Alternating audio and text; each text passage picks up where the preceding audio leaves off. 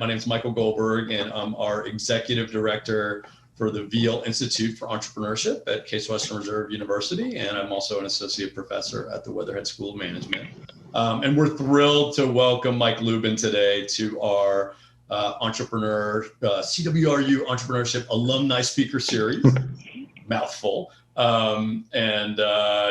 were put in touch by our friend Brian Sokol, who's here today, and are thrilled that we were able to figure out a time to have Mike share his career journey and things that are happening in the current world of managing in COVID-19. Emma Risley, who is a senior student, and we were just chatting, for those who are joining, about her experience this summer interning for a local entrepreneur here in Cleveland. And so Emma's been a great source of energy on campus and doing great things. And in our remote time, it looks like you're from the home office, not on campus at the moment. So, but thank you for doing this. And for those that are both here on Zoom and watching on LinkedIn Live, if you have any questions, just let Emma know in the chat that you'd want to ask, be part of the conversation, and she can call on you directly. And if you're on LinkedIn Live, just put your question in the comment form, and Doug and I will be monitoring, and we'll get that. So with that, let me turn it over to Emma. Thank you so much for that wonderful introduction, Professor Goldberg. So like I said, I'm Emma Risley, and I'm honored to be moderating today. As you may have seen, if you decided to join us late or if you were registering, Michael Lubin is obviously a very accomplished man and has a great bio that was presented to everyone. But I wrote a little bit of one of my own, and I would like to share it before we kind of get into the nitty-gritty of everything. So just so you all know, for the past 16 years, Michael Lubin has worked as the Vice President of Corporate Development at ViaSat, which is a global communications company looking to connect consumers, businesses, governments, and militaries. In a technologically evolving world reliant on fast communications, Mr. Lubin has continuously studied this evolution and is aware of the necessity of a connected world. He has traveled to over 50 countries, started businesses, and has developed relationships with prominent international organizations such as the United Nations, through which he was invited to the Vatican to speak on issues of connectivity as a human right.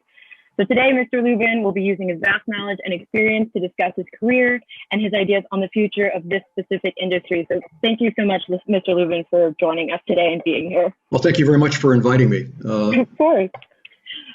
Just so we can kind of start off, give everyone kind of an overview of your career path. You told me you didn't necessarily have a usual trajectory in your career path. So how did you end up in this current position that you've been in for 16 years? You know, what failures or successes have brought you to this moment in time? Speaking about trajectories is always sort of interesting because you have to figure out where to begin from. So I think I was very fortunate that I had a very good piano teacher at the Cleveland Institute of Music who advised me in 11th grade that I was quite good in mathematics and should certainly not consider a career in music. And so, you know, with that advice, I actually started seriously thinking about something in math or physics or the physical sciences. And that brought me to Case because I grew up in Cleveland. Afterwards, I had intended to really pursue an academic career, getting a master's and doctorate in physics and hopefully teaching. But one of those life-changing moments happened at a bar at the Yale Club back in the early 70s, when an individual was criticizing me for my dress at that bar. And after about an hour of conversation, he offered me the job of becoming academic dean of a junior college in Massachusetts. And that really changed my life quite a bit. And I went into academic administration and did that for 4 or 5 years. And then another event happened where I wound up moving to San Diego without a job, and was talking to the vice chancellor of UCSD, Paul Saltman, and said, you know, is this a good time to be getting into academia? And he said this was a very bad time to be getting into academia, but I should go down the road and talk to this former IT professor, Earl Jacob, about possibly working at his company called Linkabit. And I asked what Linkabit did, and he said it did satellite communications. And at that time, I wasn't sure if satellite had 2 T's and 1 L or 1 T and 2 L's. But I decided to go and talk to Erwin. And if any of you are electrical engineers or computer scientists, you may still be studying from Irwin's textbook on information theory, Jacobs and Rosencroft. And Irwin had started a company that was doing advanced signal processing for modems and coding. And I talked with him, and he said, "Yeah, you're hired." And I actually started out as his director of administration, running security and human resources and all kinds of things. But then a couple of years later, he asked me to look at the future potential of satellite communications for connecting locations that had no option of connectivity. And over a Christmas in 1980, two of us wrote a proposal that launched an industry called Ku-band ViaSats. These were very small aperture terminals that could connect people anywhere there was a Ku-band satellite. And our first customer was Schlumberger, and we went around to 50 countries with Schlumberger to see if we could connect their oil production and oil research sites around the world. And that really got me into this whole connectivity space. In 1985, Irwin left the company and formed a company that you're probably all familiar with called Qualcomm. And Qualcomm has been a great success story, of course, in connectivity, in cellular in particular. In 1986, some people left that original company and formed ViaSat, which is the company I'm currently with. And then in 1987, I went off with 4 people and formed a company called Pacific Communication Sciences, which actually developed what many think was the first smartphone. And this is actually it. This is from 1993. It was reasonably small. Believe it or not, this was the largest LCD display that could actually be produced in 1993. But if you look very closely, you'll see it actually has an @ key. And it was the first cell phone that ever had an IP address. And in talking about successes and failures, I think the great success was working with amazing technologists back then who realized the future of smartphones. We actually had voice commands in 1993 in that phone. You could actually do stock quotes. It was quite exciting, actually. But when you talk about failures, one of the things that we all missed back in the 90s was that smartphones would actually be media devices. And although we had put GPS in those devices for location services, we completely missed the whole media aspect to smartphones. We forgot about putting a camera in, and that was left to smarter people and people who really commercialized it, made it great, like the Apples of the world. But in fact, in 1995 or 1996, I hired a case graduate to come and work on this smartphone, Ram Fish. And ironically, after 25 years now, ViaSat is invested in his telemedicine company, and I'll talk a little bit about that later. Talking about successes and failures, I think that there are 2 issues of failure that I've had happen in my life that I think are good lessons. One was having the perception greater than it was of my own self-worth. And some of that was being young. This happened when I was 39. And it was when I could have become a founder of a company that now has a $125 billion market cap. And I actually made it about me versus someone else that was being chosen, and I lost. And it was pure ego. If I had just kept my mouth shut, I probably would have had a different trajectory at that point. But because of that failing, I did go off and start a company that we sold years later and was quite a successful company. The other failure was I decided to start a company in internet music because of the passion for music. And we were one of the hottest things going in the year 2000, and we're out raising money with a very good small investment bank in New York.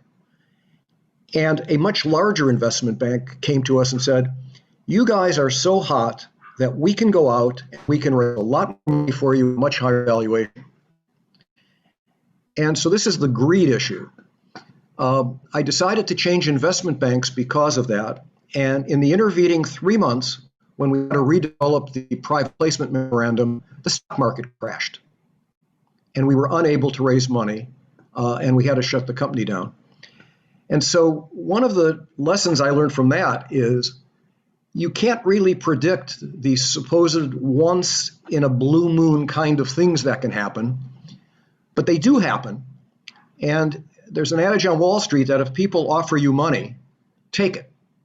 Don't try to over-optimize because things can happen in the intervening period. And that's happened to a lot of companies, unfortunately, in this COVID era. People who were trying to optimize because they thought the market was going to continue up, and suddenly in March, the market crashes because of a once-in-a-century event. So I think one has to think about ego as an entrepreneur and suppressing it if you can.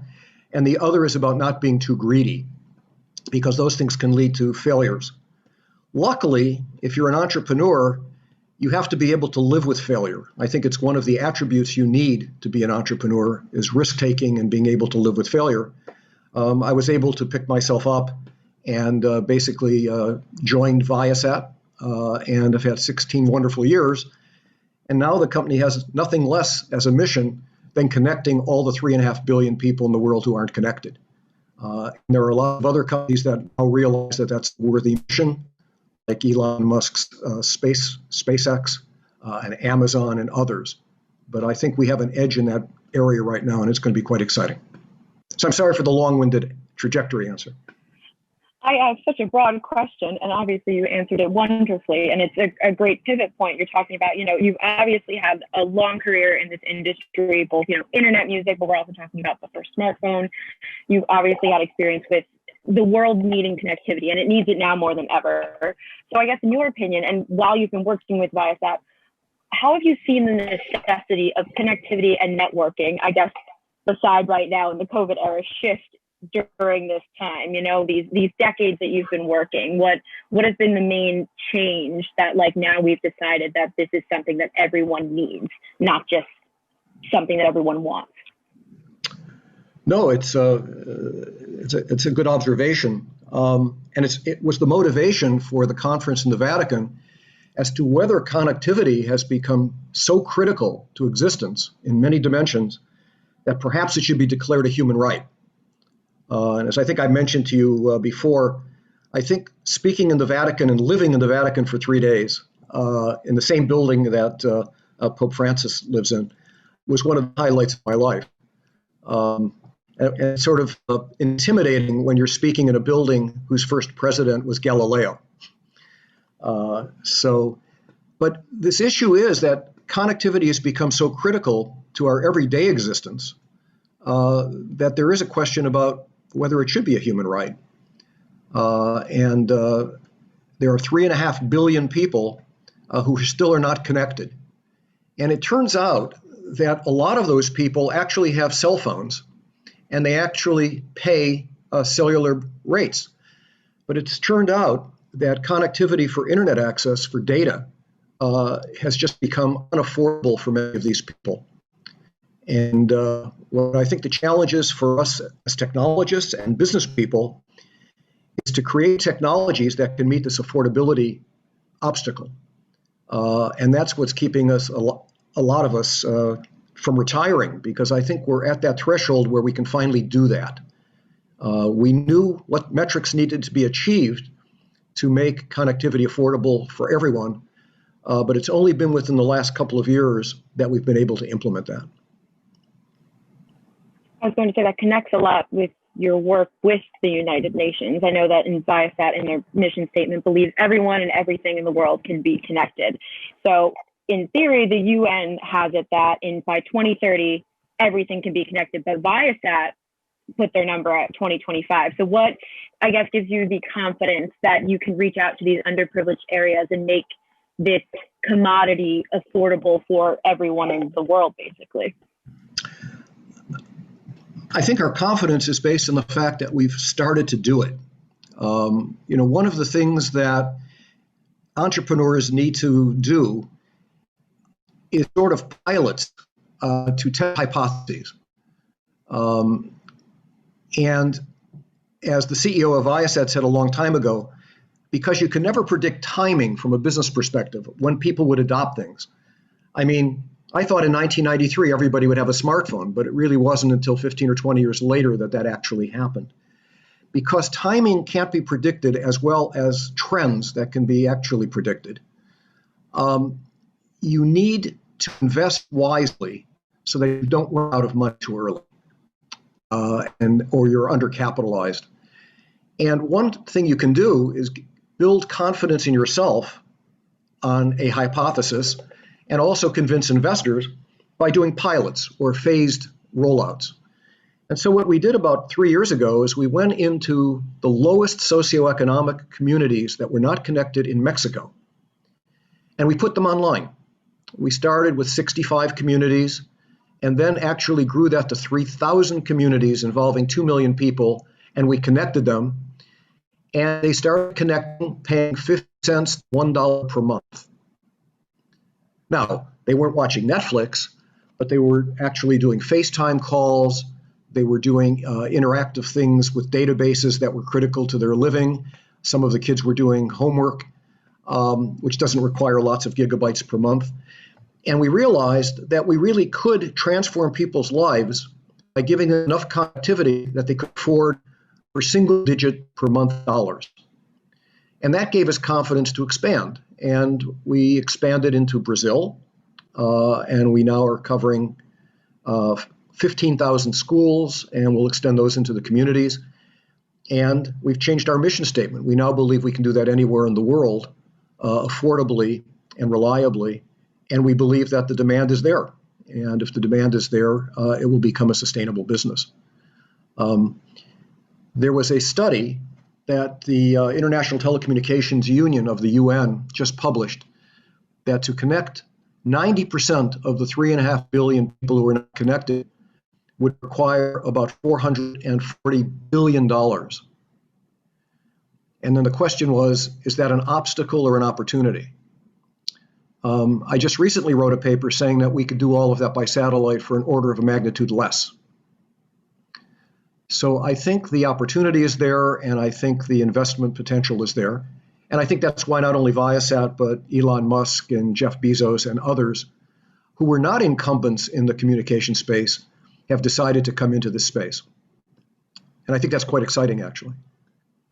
And obviously, with your experience, you've been able to build this interest and this knowledge, and knowing that satellite could be the future or something to mitigate the cost. But we actually have I want to pivot back talking about your history to a question from Elizabeth on LinkedIn, which is, you mentioned your ego as one of your first failures.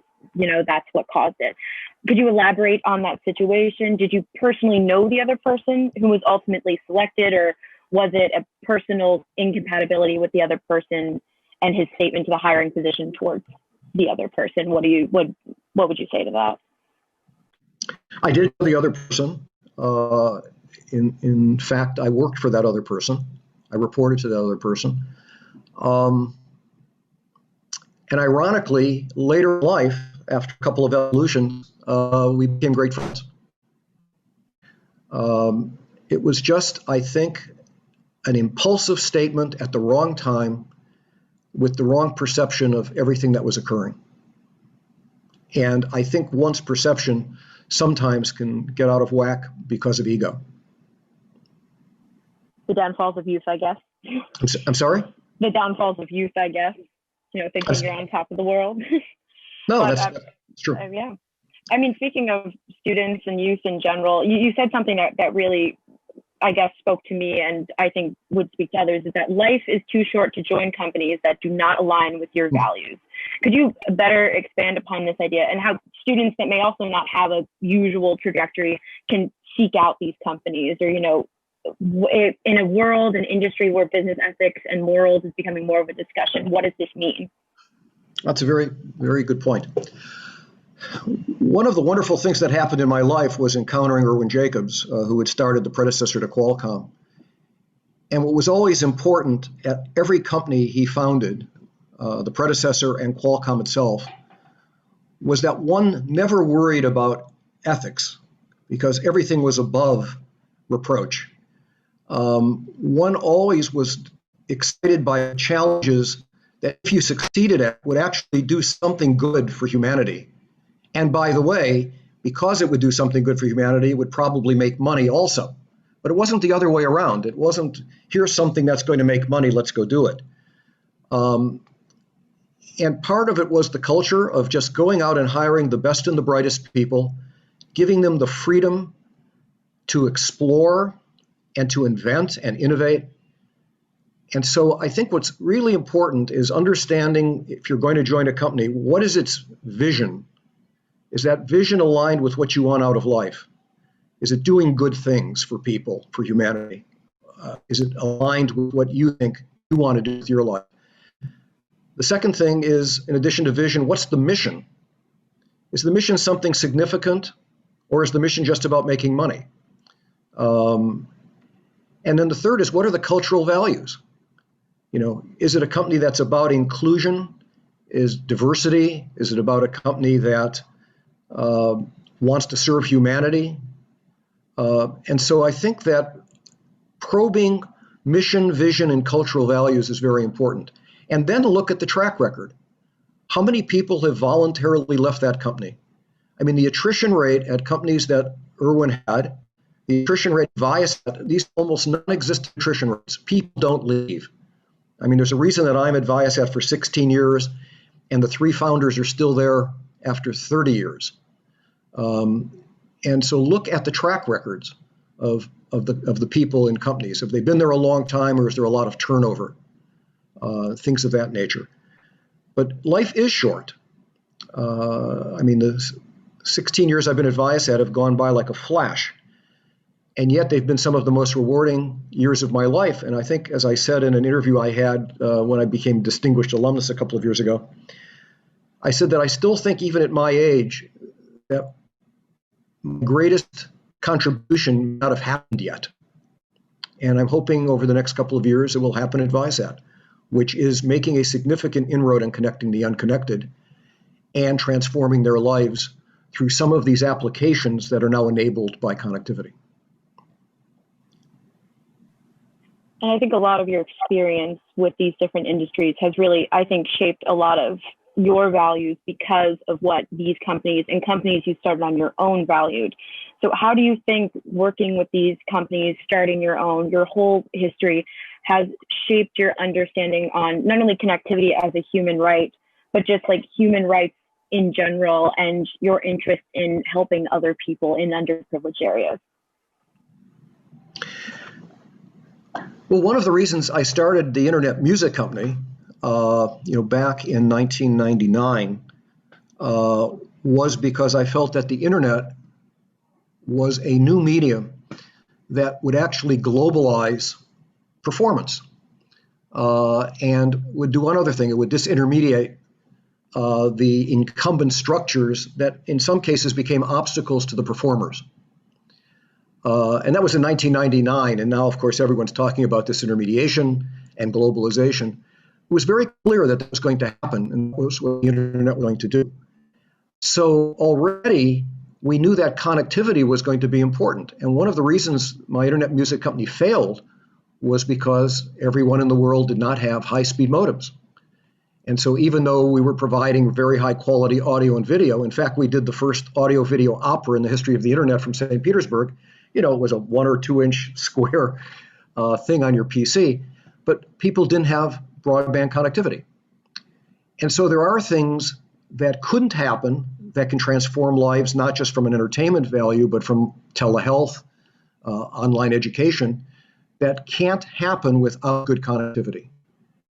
So I became aware of all of these other sustainable development goals that could be implemented once connectivity was enabled.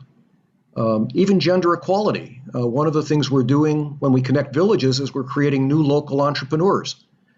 And many of those entrepreneurs are female because they currently aren't employed in those communities. So I think lots of things will occur because of connectivity that really are other human rights. And you mentioned telehealth and you mentioned telemedicine before. Is that a part of the future? Are they joined together, or are they more like two separate adventures that are happening? Well, telehealth, of course, requires good connectivity. I mean, you can't have a reliable audio-video session with a healthcare professional without it. And I think the COVID pandemic has shown the value of telehealth, and I think we're all witnessing increased use of telehealth in our own engagements with healthcare professionals. What we're interested in, especially with Ram Fish's company, 19 Labs, is creating what we call enhanced telehealth, which is that a healthcare professional who is remote from the patient will not only be able to interact with the patient in an audio-video way, but will actually have all of the vital signs and diagnostics in advance or during the session that one would get in a doctor's office. And that kind of enhanced telehealth can radically change outcomes. And so I think that we're going to see increasing use of telehealth because it was accelerated by the pandemic. I don't think it's going to change. I think that will continue. Even if the pandemic declines, I think we're still going to see increased telehealth use because it's so convenient.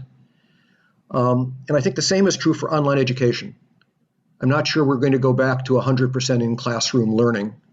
And if we don't, then we need good connectivity to sustain the kind of interactions that we all want for good education. During this pivotal moment, I think you're bringing up good reminders of, I guess, the accessibility that this pandemic and everything that's been happening around us has created. And actually, we actually have a question from Elizabeth over here, and she wanted to ask you something about what you were saying before regarding privilege and underprivileged areas. Yeah. Hi, I'm Elizabeth Chorad. I'm a junior marketing major at CASE, and I was just wondering, like in the instances in which you brought affordable connectivity to like these low socioeconomic communities that haven't, previously had it, have you seen that the people in these communities need to learn how to use the internet in a way that can, really improve their lives, especially, because they haven't had it before, they don't have the same internet literacy that maybe you or I have. And then are there services that you provide to teach people these things, or do you see benefits in these services? Yeah, very, very good question. We actually have seen that there are some issues with digital literacy, but one of the reasons we have local entrepreneurs is we train them to train the people in the local community. But most people who already have cell phones know how to do very basic things. They know how to do FaceTime, but there are some sophisticated things that they have to learn. So I think we are doing training of local community entrepreneurs to do some of that. So digital literacy is an issue, but I think too much has been made of that. If you hear some talks at the UN, the content people, in other words, the people who have a vested interest in producing content, say we don't have the right educational content, or we don't have the right content. And then others who want to teach say we haven't taught the right digital literacy, and that's also an obstacle for adoption. I think, in fact, people learn quite quickly how to do what's important to them if they have connectivity. And we shouldn't hold back doing the connectivity because some of those other elements don't exist. It will be helpful for adoption to have those other elements, but I don't think it's critical. As a matter of fact, a dear friend of mine, who some of you may know, Nicholas Negroponte from MIT Media Lab, dropped a bunch of connected devices, I think in Ethiopia, and he said within 6 months, without any training, the kids were already hacking the system. So let's not underestimate the ability of young people to do things once they're connected. I'm still young, and I think I can't do what they probably did. So Elizabeth, that was a great question and a wonderful point to actually also pivot off of. You were talking about in these areas as well, starting entrepreneurial experiences, especially for women. Why do you think ViaSat really wanted to take that initiative on? You're talking about connectivity and your connection service. What difference do you think that makes in not only where they're living, but also just in the broader span of what ViaSat wants to do?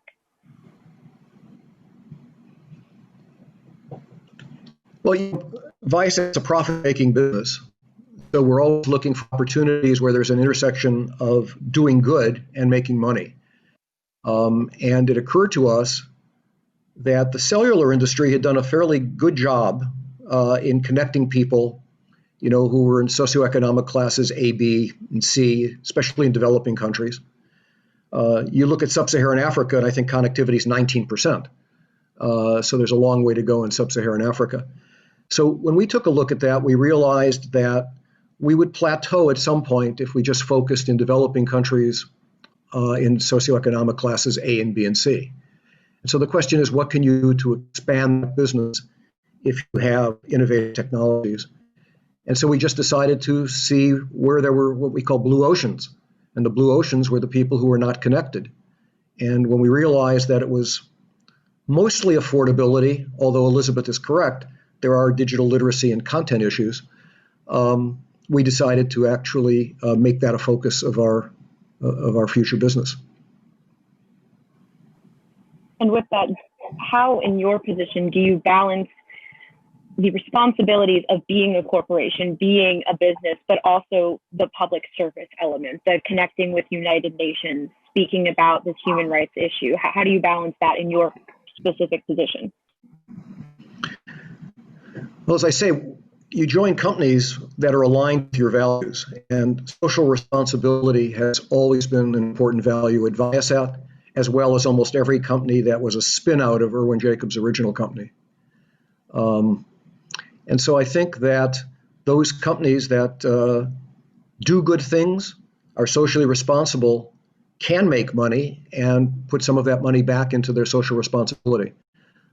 So I think it's an important value, and I think it's a value that people should cherish when they're deciding among companies to join. And the UN obviously partnered with you because they see this value and they see this morality that this company possesses. How has the connection with the UN expanded your reach to other parts of the world, or has just given you more access to elements that you may not have been able to access previously? I think the United Nations has given us very good access. During the opening of the UN this year, I was able to give 2 or 3 talks, and members of ViaSat also gave several talks. And the audience, of course, were presidents of countries, ministers of economics, finance, communications, healthcare, education. And through those connections, even though they were on Zoom this year, where in the past they've been in person, we have made considerable inroads around the world in a number of countries that are strategically important to us and also to U.S. national security. Has it just been while you've been in your position the past 16 years, or was this always a goal of ViaSat to create this connection in order to then connect other people, becoming relevant to other international organizations? I think it was less so until we made a technological breakthrough that made us realize that we could finally achieve the affordability criterion necessary for mass adoption. So that's only been within the last 8 or 9 years. And it was 3 years ago that we made the commitment to invest $3 billion to actually connect all parts of the world. And once we made that commitment, we decided that we really needed to understand how things were going to progress globally. And that's quite a learning experience when you're US-centric, to suddenly realize that you have potential business in 195 countries. And that's going to be quite a challenge for us to do that, but it's going to be an exciting one. Especially as you guys continue to grow, obviously. But what about the next 16 years? Mike, let's say you don't retire, you just stay for the next 16 years at ViaSat. What's next? Everyone's connected, everyone has internet access. What is the next step? Where do we go from there? Well, the crystal ball in 16 years is difficult. I suspect that there will be increasing demand and use of the internet. So we're going to have to give people, for the same amount of money, more and more access to connectivity, just like it's been happening over the last few years. But there may be entire new industries that get created. I mean, none of us could predict in 2000 Facebook, right? And I think what will happen is the connectivity will engender new businesses and new industries. And that in itself will be something we're going to have to follow and participate in if we're going to continue to grow. Do you think? But I will say the telehealth aspect, something that you and I talked about is how do you look for opportunities to be an entrepreneur in? And I think what I said to you was, one thing you can do is follow the money. If you take a look at the global GDP, which is about $90 trillion, and ask yourself, what are the three largest elements that comprise that $90 trillion? Well, the two largest are food production and healthcare. They're about $9 trillion each. The third is education, which is about $5 trillion. Advertising is only $500 billion globally. Telecommunications and ICT is about $1.5 trillion. The military is $2 trillion. So the globe right now is dominated by three industries, education, healthcare, and food production. And those are the areas where I would look for innovation and intersect that with connectivity. And I think that intersection will lead you to a whole series of new innovations, new businesses, new opportunities that will not only be quite exciting and challenging, but fundable because they're so important to humanity. Do you think, in your opinion, COVID has helped or hindered your company in kind of realizing this intersection and making it a possibility? COVID has been not great for everyone, but as a communications company that's working with this kind of technology, what has it done for you? Well, let me start with the negative. The negative is that one of our fastest growing businesses was airline connectivity. If you have flown JetBlue or United or American, and you had a good connectivity experience, was likely a ViaSat connection. So COVID, of course, has curtailed passengers on planes. And so we've had a hit to that particular business because of COVID. On the other hand, the demand for connectivity in our residential business, in our enterprise businesses, and in serving education and healthcare needs has increased considerably during COVID. And I think what COVID has done is it has taken a couple of hypotheses and just proven them and acted as a catalyst. And those hypotheses are that telehealth will have a major role in healthcare. There's no question that COVID has been a catalyst to that. And I think that will continue. Another hypothesis was that online education, because of connectivity, was going to be an important element in the future. That's why there's a Khan Academy and a Learning Equality and all of these companies that are developing online MOOCs and things of that nature. But COVID has been a fantastic catalyst.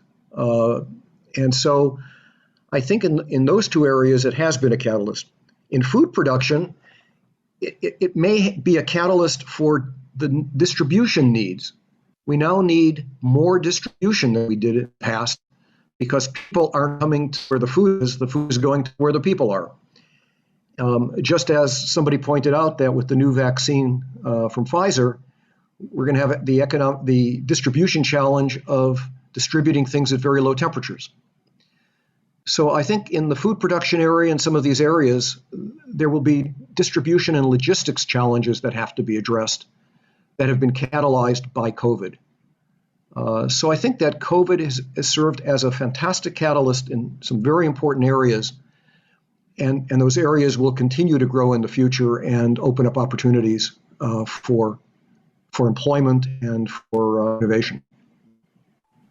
As you were saying, follow the money. That creates a great business opportunity. So do you have any advice for maybe some entrepreneurs watching now, later, or in general that, are thinking of getting involved in this? You've obviously worked with cruise students before and helped them with their careers. And so I guess other than ego and some of the failures you were talking about, what do you think you need to keep in mind when following this trail of money and businesses and experience? Well, I think if you're going to be an entrepreneur, you obviously have to be competent. That goes without saying in your chosen field. But then the question is, what are the attributes you really need to be an entrepreneur beyond competence? Because not everybody either is cut out to be an entrepreneur, or should they be an entrepreneur? I mean, that's not the end all of a career. But I think the attributes that are so important are you have to have a passion for what you're doing. And I would go even further. That passion has to almost be an obsession, because the amount of time you will spend in becoming an entrepreneur, especially if you start a company or you're a co-founder or an early employee, is unbelievable. And it's not too different, Emma, from what you know in performing arts, or I know from my wife, who's a concert pianist. You have to be obsessed if you're going to succeed. So being obsessed and having a passion for what you're doing is critical. And then the other is that you have to be willing to take risk. You have to be willing to fail. Otherwise, you're not going to create something that has enough of a threshold to the status quo. It's not going to be innovative enough or challenging enough. And you have to be willing to take that risk, and that risk implies there could be failure. And so you have to be someone who is willing to take risk or failure.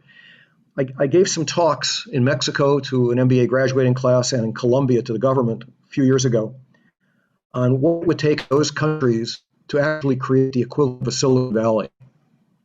And when I mentioned risk-taking, they both came back and said, but risk-taking and failure is not, and acceptance of failure is not part of our culture. And if it's not part of your culture, I think it becomes an obstacle to actually deploying entrepreneurship. So I think to the audience, for future entrepreneurs, you know, if you want to be an entrepreneur, make sure you're obsessed with something that has value and that can help transform lives and humanity. Be willing to take risks and risk of failure. And if you have those attributes and you have great competence, join companies that have those attributes and make great contributions. To say a lot of times, especially I think in the higher education sphere, you know, taking risks, failing, not something you're necessarily taught to do or encouraged to do. So it's refreshing to hear. But you told us about these two risks you took, and they didn't necessarily work out, one maybe because of ego and the other one just because it didn't work. So do you have any specific ideas in mind of a risk you took and you're very grateful you took it? In retrospect, I think I feel positive about all the risks I took because they led to modifications to my trajectory. And that's what's exciting about life, is that there are opportunities at many, many points, and you just have to be open to accepting them. And sometimes they happen because of a failure. It was interesting, when my internet music company failed, it was interesting to see where the first calls came from people who wanted to make sure I was okay, because that was probably the largest failure of my life. And it's not easy when people have lost tens upon tens of millions of dollars that they've invested in a company because of you, and it failed. It's not just the failure of the company, it's the failure of the relationships that you formed and the trust people put in you.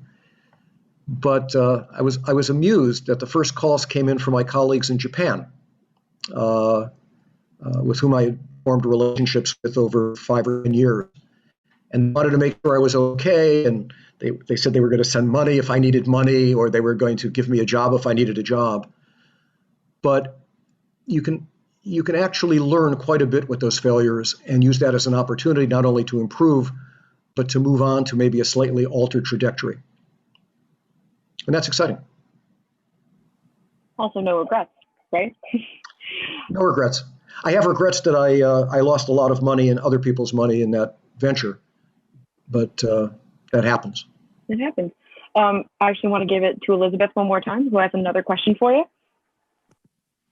Yeah, so you mentioned earlier expecting that everyone would adopt smartphones like way earlier than we actually did. So is there a certain technology that you're looking at today that you think like people will be adopting soon, or is there one that like you're surprised that people haven't already adopted en masse?